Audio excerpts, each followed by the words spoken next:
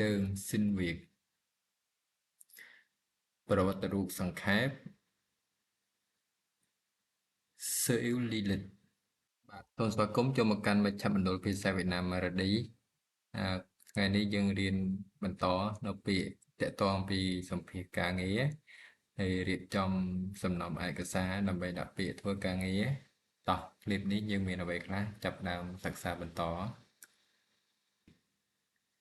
Đơn xin việc. ប្រវត្តិរូបសង្ខេប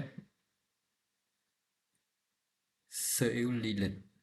Sơ yếu lý lịch. Sơ yếu lý lịch hoặc CV. Sơ yếu lý lịch hoặc CV. Sinh nhà bát. Bằng cấp. Bằng cấp. Bằng cấp. Tuy nhiên bạn đọc bạn phía giá. Chứng chỉ ngoại ngữ. Chứng chỉ ngoại ngữ. Chứng chỉ ngoại ngữ. Lý khấtបញ្ជាក់សុខភាព giấy khám sức khỏe. Giấy khám sức khỏe.